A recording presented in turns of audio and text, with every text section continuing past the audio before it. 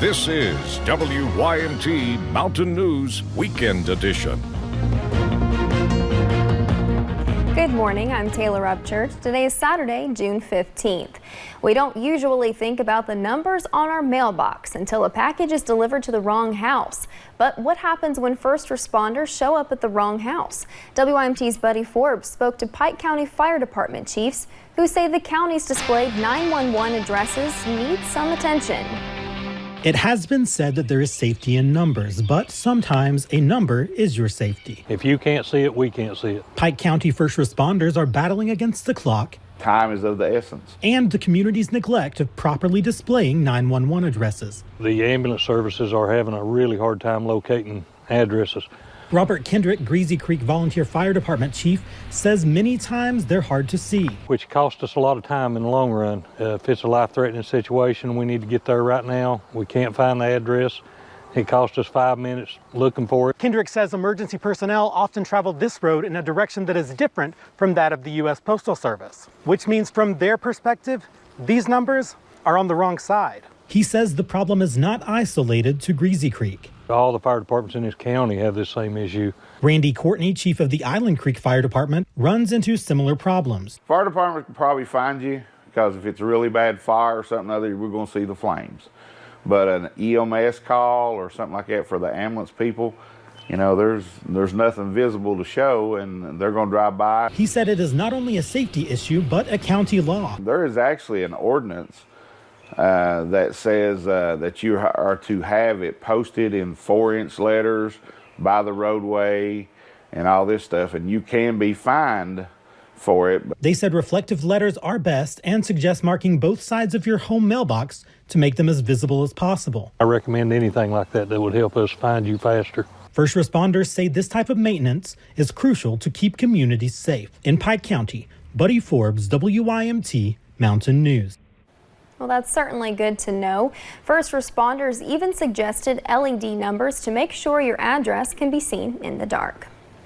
And now let's check in with meteorologist Kelly McShane for a look at your forecast this morning. Kelly, how does it look out there today? Well, a few showers out there to get us started for our Saturday, but overall we're going to see that sunshine in full force by the time we get to the afternoon. But checking outside of our front porch, we're looking at mostly cloudy skies. We have been dry for the last few hours, so maybe not all of that rainfall we're seeing on pinpoint Doppler showing up is actually hitting the ground, but especially into Magoffin County, we could see some heavier showers and just exiting Breathitt County. So overall, maybe the rain gear for the morning, but you definitely will not need it within the next few hours. We'll see that sunshine come back. Temperatures into the lower 60s throughout the region, a little bit cooler into Harlan and Bell County into those mid 50s, but everyone else looks to be in those lower 60s, so pretty comfortable to start off the day. And those winds coming from the south, so we're going to warm up as we get towards the afternoon hours. So we're going to be a little bit warmer than we were on yesterday. So here are your weather headlines. We have a beautiful Saturday on the way after a few showers in the morning, and then more showers and storms for your Sunday, and then a soggy work week. I will have those soggy details in just a little bit, Taylor.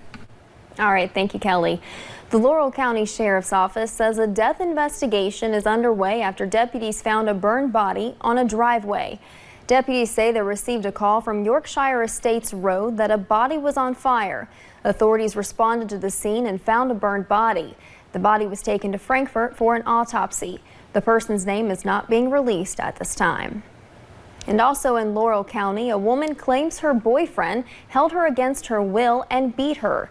Employees at Walmart say the woman was hiding in the store to get away from the man. Elmo Carroll is now facing charges, but he says the claims against him are not true. WYMT's Phil Pendleton talked to him at the jail. The Laurel County Jail. 147 truck. Place Elmo Clinton Carroll admits he's served time in before. I've had a record. I've had, different things wrong with me also, you know what I mean, as instability, but this time the 35-year-old is accused of assault 4th degree and unlawful imprisonment. Her story to us was that she had been held against her will in a tent on his uncle's property. Police say she ran for help at Walmart when the two went shopping there. She was found with old and newer looking bruises on her face. I've never held a woman against her will. I've never turned around, ever hurt a woman. Truly, I've never hurt a woman. Yet in March of 2016, we discovered this citation.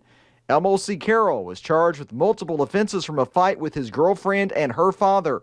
He pleaded guilty to 2 counts of assault fourth and other charges. Now he's accused of hitting a woman again and again when she tried to leave the tent they were living in. And they went to Walmart and they gave her a chance to escape.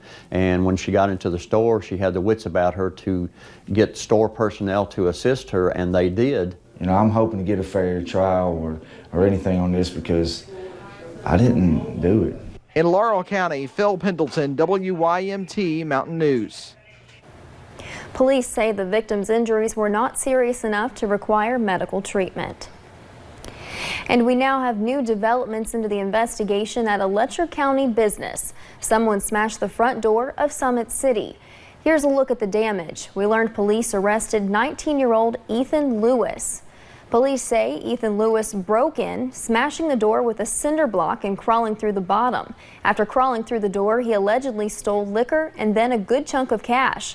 Now, employees did not tell us the exact amount because that's how much money they use to open the store with every day. But workers say this not only hurts the business, but also how people view the community. When you do something like that, you're not gaining anything from it because you're making the place where you live worse. Like, you're taking money out of the pockets of people who are trying to make this a better town. Police say they arrested Lewis Friday morning. He faces burglary and drug possession charges and was taken to the Letcher County Detention Center. Employees say the alcohol was not recovered, and Lewis told police he already spent the money. And a federal grand jury has indicted a former Toyota employee. Randall Perry was indicted on 14 counts of mail fraud. The counts are related to a scheme where court documents say he would steal equipment and parts from the Georgetown plant and sell them on eBay. Perry is accused of selling controllers and laser scanners online to people in 3 different states. The indictment also calls for the forfeiture of more than $250,000. If convicted, he faces 20 years in prison, a $250,000 fine, and a supervised release. After 77 years, the remains of a Pikeville veteran are identified. Millard Burke served in the Navy along World War II on the USS Oklahoma. His ship was attacked by a Japanese aircraft, killing Burke along with 429 of his crew. With the help of scientists, Burke's remains were accounted for and living relatives reached out to. His niece was the one who responded. I kind of come around and felt a little differently when they first came to my house. I'm looking forward to the celebration. I like to call it a celebration since we've decided to put him back into the punch bowl. That funeral will again take place on July 19th. And it's been 20 years since a medical helicopter crashed in Breathitt County. 4 people were killed. Victor Puente talked to a former flight paramedic who knew those people like family. It's been 20 years since that helicopter crashed on its way back to Lexington. A friend of the 4 people who died told me he still remembers exactly where he was when he found out something had gone wrong. In the days since the crash, Mike Pointer has gone from being a flight paramedic to being the executive director of the Kentucky Board of Emergency Medical Services.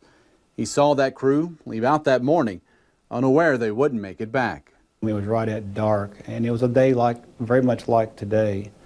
And they called and said, you know, we've lost contact. And it just gave me a numb feeling. It's like, gosh, I hope nothing happened. The crew was coming back to Lexington after a day of service in Jackson, Kentucky. In the heavy fog, the helicopter crashed into the side of a mountain, killing pilots Don Green and Ernie Jones, flight nurse Sheila Zellers, and flight paramedic Brian Harden. We work a lot together, but on our off time, we spend a lot of time together too. Not only with the crew members, but the crew members' family. So on this morning, 20 years later, Pointer took a moment to remember his 4 friends, something he's done every year.